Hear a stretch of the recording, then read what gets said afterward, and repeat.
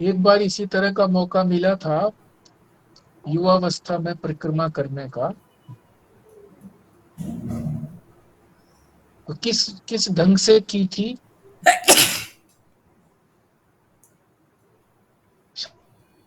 शास्त्र का तो उस वक्त ज्यादा ज्ञान नहीं था।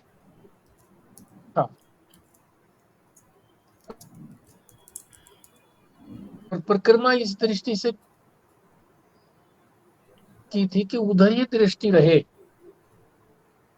परिक्रमा करते चले जाए, नजर हमारी उधर ही रहे, नजर रहे, नजर भी रहे और उसके साथ ये भाव भी बना रहे कि भगवान ने इसको उठाया था, सारे ब्रज को उन्होंने की रक्षा की थी, अब एक उंगली पर उठाया था। तो उसी तरह की जो लीलाएं हैं उनकी वो हमारी स्मृति में आती रहे, उस दृष्टि से किया गोवर्धन था। तो उचित है। गोवर्धन परिक्रमा गोवर्धन की होती है। पर्वत, हाँ गोवर्धन परिक्रमा। कि ये गोवर्धन नहीं है, ये भगवान कृष्ण ही हैं जो इस रूप में आ गए हैं, और वो एक ही तरफ है, तो दृष्टि उधर ही रखेंगे। तो इन चीजों का लाभ है, ये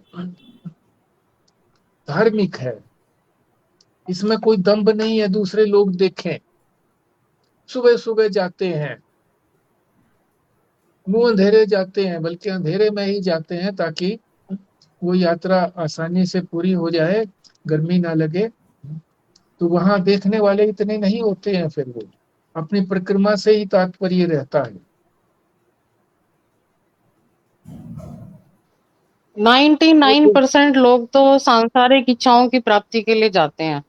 हाँ हाँ, ठीक बात है। परमात्मा किसी को चाहिए नहीं। परमात्मा की प्राप्ति तो नहीं है, पर कोई परमात्मा से 1% होता है, एक। ठीक है, कामना के लिए जाते हैं, 99 ठीक कहा। पर वो कामना की पूर्ति भी भगवान से चाहते हैं। ये भी तो एक संसार से ना चाह करके परमात्मा से चाहते हैं। तो ये भी भगवान ने भक्त ही कहा है कि मेरे से जो कामना चाहता है, मैं पूरी करता हूं उसकी, तो वो मेरा भक्त है। आर्त, चार प्रकार के भक्त बताए। आर्त, कि जो कष्ट पड़ने पर मेरे को पुकारता है, वो भी मेरा भक्त है। अर्थार्थी, जो अर्थ चाहता है, धन चाहता है। आर्त, अर्थार्थी। अर्थार्थी में दोनों की तरह से चीज आ गई, जो सुविधाएं भी मान लीजिए चाहता है, किसी तरह की अर्थ की अतिरिक्त सुविधा संपन्न होना चाहता है, अमीर होना चाहता है, तो वो भी मेरा ही भक्त है, क्योंकि मेरे से ही चाहता है। आर्त, अर्थार्थी। जिज्ञासु, जो जानना चाहता है, उसकी जिज्ञासा है परमात्मा के बारे में, मेरे बारे में। भगवान कह रहे मेरे बारे में तो जिज्ञासा उसकी है, तो वो जिज्ञासु है, वो भी मेरा भक्त है। और ज्ञानी, ज्ञानी तो मेरी आत्मा है, भगवान ने कह दिया अंत में कि वो तो मेरी आत्मा है। वो तो मेरी जो भक्ति करता है, तो वो किसी प्राप्ति के लिए नहीं करता। करे क्या फिर, वो यही करेगा, ज्ञान को ही परिपक्व करेगा, उसी में निष्ठा करेगा। गुड़िया बाबा ने भी कहा, किसी ने पूछा जी को, जो ज्ञानी लोग हैं फिर वो किस तरह से भक्ति करते हैं, तो उन्होंने एक शब्द तो कहा, ज्ञानाभ्यास। कि उस ज्ञान का अभ्यास करते हैं, बार बार उसी का अभ्यास करते हैं। फिर वो जब और पीछे पड़ा रहा, तो उसने कहा कि क्या वो शादी करेगा, फिर बच्चे पैदा करेगा क्या? नहीं करेगा। सारी उम्र जो उसने किया है, तो वही तो करेगा वो। ठीक बात है।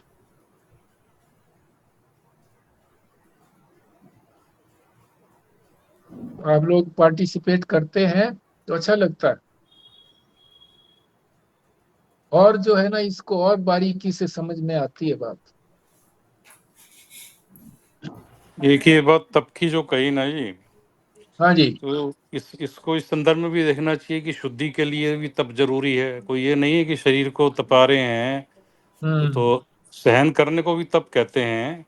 हाँ हठ हाँ योग की जो बात करी ना कि जो जबरदस्त अपनी जो शक्ति के अलावा जो उससे ज्यादा जब किया जाए वो हठ योग है। वो तो उसकी तो हाँ। चलो बनाई करिए, किसी ने हम्म किसी सिद्धि के लिए हठ योग करता हो।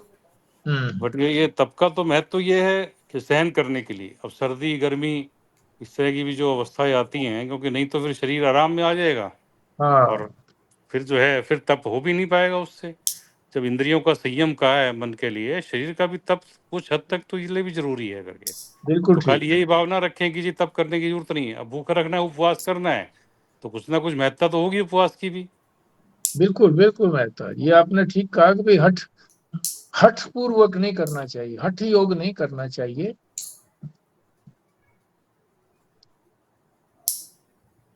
ये युग पुरुष परमानंद जी अपनी जीवनी में बताते हैं कि पहले हमने भी जो था गंगा जी में खड़े होकर के जप किया है, तो वो भी कोई व्यर्थ नहीं गया। वही है कि अंतःकरण की शुद्धि के लिए है, मन की शुद्धि के लिए है, कि परमात्मा की ओर बढ़ने के लिए। अंतःकरण शुद्ध होगा तो परमात्मा की ओर बढ़ेंगे। लोग जो ऐसा भी कहते थे कि ब्रह्मचारी आश्रम में जो है बड़ी बड़ी चोटी रखते हैं, नींद आती थी तो उसको बांध लेते थे रस्सी से ऊपर छत के साथ, ताकि वो जब लटका आए तो एकदम जागरूक हो जाए। क्या ये लौकिक बात है? पर ये है तो यही ना कि आदमी जागरूक रहे। लटका इसीलिए आता, इसीलिए जो है ऐसे स्थान पर भी जो शंकराचार्य हुए हैं, अब शरीर उनका पूरा हो गया, अब दो शंकराचार्य उन्होंने बना करके गए हैं। तो वो जो शंकराचार्य थे, वहां जब जाना हुआ तो 15 दिन के लिए वहां पर रहा। तो जहां उन्होंने तपस्या की थी, एक ऐसा पत्थर था जिसके ऊपर बैठ के वो तप करते थे।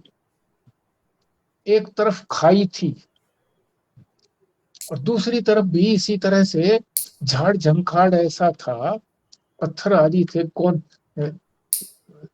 कौनदार पत्थर, उस पर बैठ के तपस्या की। तो उसमें फिर ये रहता है, जागरूक रहता है मन, कि भाई अगर इधर उधर जरा से भी हिले, गिरे, गिरे तो गए। तो इसलिए नींद नहीं आती। तो नींद से बचने का उपाय है, हम जब सहारा ले लेते हैं किसी चीज का, कमर का सहारा ले लिया, नींद आ गई तो सोते रहते हैं। तो ठीक है, वो अपने तप करने के लिए बहुत उपाय हैं, तप करें पर दृष्टि भगवान की तरफ रहे और उसमें हठ का उपयोग ना करें। हठ के लिए शास्त्र में मनाही है कि हठ योग ना करें। लेकिन संकल्प तो करना ही पड़ेगा जी, कुछ भी करेंगे चीज के लिए, प्राप्त करने के लिए संकल्प तो करना ही पड़ेगा, मैंने ये करना है। हाँ, संकल्प तो बताया है, संकल्प तो करना का के लिए कहा ही गया है, संकल्प करिए। संकल्प में और हठ में डिफरेंस है जी? हाँ, संकल्प जो है वो हठ के लिए अगर संकल्प किया है तो वो संकल्प ठीक नहीं है। संकल्प का अर्थ ही है सम्यक कल्पना, जो ठीक प्रकार की कल्पना उसी को किया जाए। सम्यक प्रकार का निश्चय, ठीक निश्चय। संकल्प तो जो है चोर भी करता है, कातिल भी करता है कि भाई मार के छोड़ूंगा उसको, कुछ भी हो जाए, और वो सम्यक नहीं है। शुद्ध संकल्प।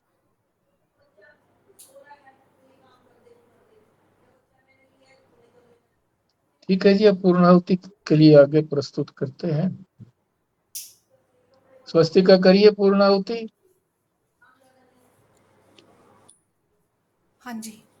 ओम पूर्णमदः पूर्णमिदं पूर्णात् पूर्णमुदच्यते पूर्णस्य पूर्णमादाय पूर्णमेवावशिष्यते। ओम शांति शांति शांति। नारायण नारायण नारायण।